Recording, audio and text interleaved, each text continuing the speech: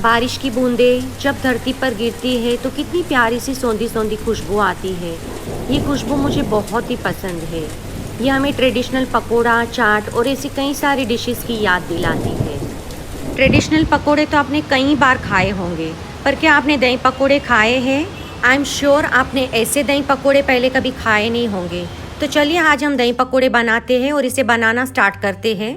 अगर हम थोड़ा एडवांस में प्रेप कर ले तो बनाना बहुत ही आसान है। तो यहाँ पर एम्प्टी बाउल में मैंने 1 कप बेसन, 1 टेबलस्पून सूजी, पिंच ऑफ सॉल्ट एंड मैं इसमें आधा पैकेट इनो का ऐड कर रही हूँ। Sharing one secret tip here, 1 cup बेसन में हमें आधा पैकेट ही इनो लेना है और आधा से पौना कप पानी। पानी की क्वांटिटी डिपेंड करती है हमारे फ्लावर पर कितना मोटा है कितना पतला है। पानी को आप फ्लावर की कंसिस्टेंसी के हिसाब से एडजस्ट कर सकते हैं। और इसका हमें अच्छे से एक बैटर बना के रेडी कर लेना है। आप इस बैटर में अपनी पसंद की कोई भी सीजनिंग ऐड कर सकते हैं, पर मैं थोड़े 4-5 क्लोव्स गार्लिक के मैं ग्रेट करके इसके अंदर ऐड कर रही हूँ। मैंने 4 कली लहसुन के लिए 4 क्लोव्स ऑफ गार्लिक और इसे मैं ग्रेट करके मिक्स कर रही हूँ। तो इसी तरह से हमें इसका बैटर रेडी कर लेना है।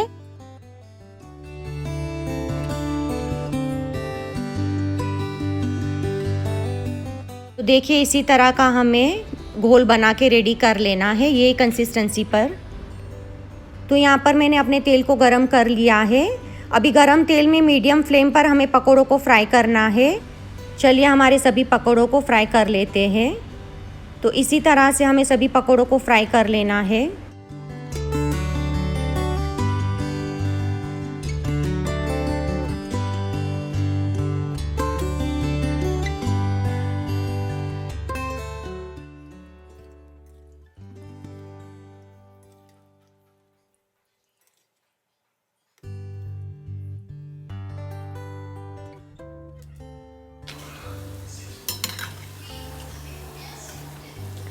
देखिए हमारे पकोड़े कितने अच्छे से फूल गए हैं, बहुत ही फ्लफी और बहुत ही लाइट बने हैं।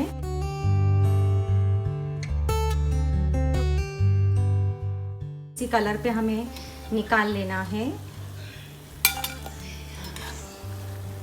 परफेक्ट हमारे पकोड़े फ्राई होके रेडी हो चुके हैं। चलिए इसे मैं प्लेट में निकाल लेती हूँ। इस गरम पकोड़े को मैं पानी में डुबो के रखूँगी। नॉर्मल वाटर में बोल में मैंने पानी भर के रखा है, इसमें हम डीप कर लेंगे ताकि ये सॉफ्ट बने रहे। इसी तरह से हमारे बाकी के पकोड़ों को भी हम फ्राई करके पानी में डीप कर लेंगे ताकि ये सॉफ्ट बने रहें।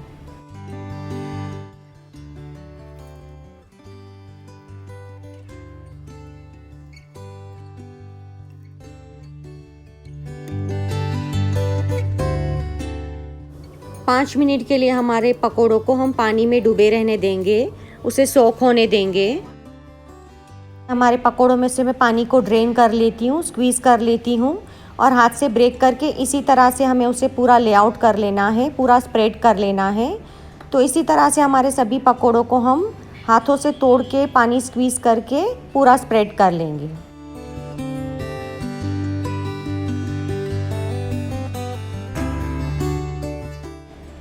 तो इसी तरह से हमारे पकोड़ों को हमें रेडी कर लेना है। चलिए हमारे दही को भी हम रेडी कर लेते हैं। तो यहाँ पर मैं स्टोर बॉट दही को यूज़ कर रही हूँ, आप चाहें तो होममेड दही भी यूज़ कर सकते हैं। तो मैं ये 1 कप पूरा और 1 कप आधा 1.5 कप दही यूज़ कर रही हूँ, which is equal to 3 cups. और इसमें हमारे पसंद की हमें सीजनिंग को ऐड करना है। तो यहाँ पर भुना ज़ीरा powder, chaat masala and sugar powder को मैं ऐड कर रही हूँ एंड पिंच ऑफ सॉल्ट को। ये सभी चीज़ों को हमें अच्छे से मिक्स करना है और फिर ये दही को मैं मिक्स करके बड़े बाउल में ट्रांसफ़र करके इसे मैं ठंडा करने के लिए रख दूँगी फ्रिज में। आप दही की क्वांटिटी अपने पकोड़ों के हिसाब से ज़्यादा कम कर सकते हैं। तो हमारे दही को मैं थोड़ी देर के लिए फ्रिज में चिल्ड कर लूँगी। तो देखिए यहाँ पे हमारा सीजन्ड दही रेडी है, यहाँ पे हमारे पकोड़े रेडी हैं। पोमोग्रेनेट, हरा चटनी, खजूर का चटनी, मूंग मटकी, मैंने कोरिएंडर को चॉप किया है और यहाँ पर है मेरे पास होममेड सेव एंड ये जो हमारी पानी पूरी की पूरी है। अब सभी चीज़ों को हम अच्छे से असेंबल करके हमारे दही पकोड़े को हम रेडी कर लेंगे। तो चलिए हमारे पकोड़े को, दही पकोड़े को हम असेंबल कर लेते हैं। एक के बाद एक इंग्रेडिएंट्स को मैं लेआउट करती हूँ, तो आप देख लीजिए। पहले हमारे पकोड़े में मैं मूंग को ऐड कर रही हूँ। आप चाहे तो चना भी ले सकते हैं, स्प्राउट भी ले सकते हैं। तो आज मैंने मूंग लिया है, मूंग मटकी, और बहुत ही अच्छा लगता है।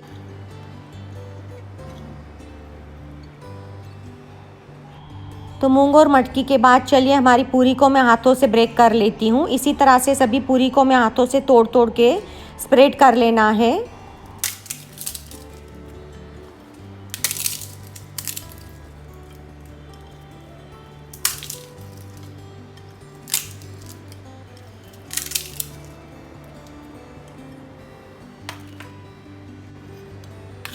तो यहाँ पर ये मेरी होममेड चटनी है, इमली की खट्टी मीठी चटनी, इसे भी मैं ऐड कर लेती हूँ। आप ज़्यादा या कम अपने टेस्ट के हिसाब से ऐड कर सकते हैं।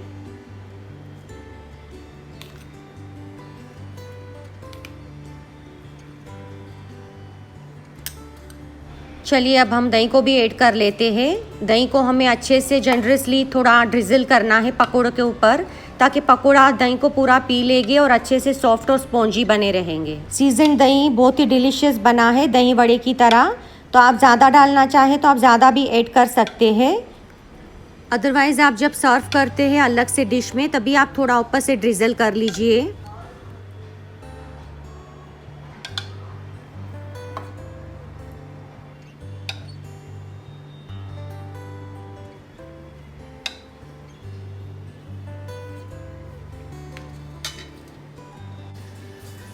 अब मैं इसके ऊपर, दही के ऊपर मैं तीखी चटनी को ऐड कर रही हूँ, हमारी हरी चटनी को। आप चाहे तो गुड़ खजूर और इमली की चटनी और हरी चटनी दोनों एक साथ ऐड कर सकते हैं।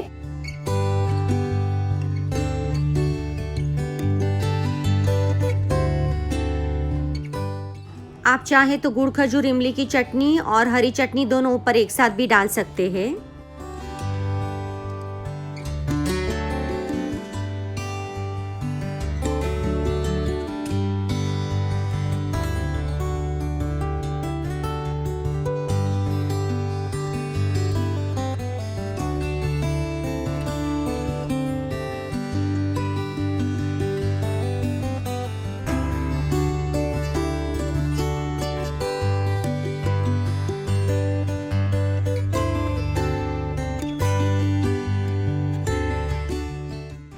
तो देखिए हमारी टेस्टी दही पकोड़ा चाट बन के रेडी है।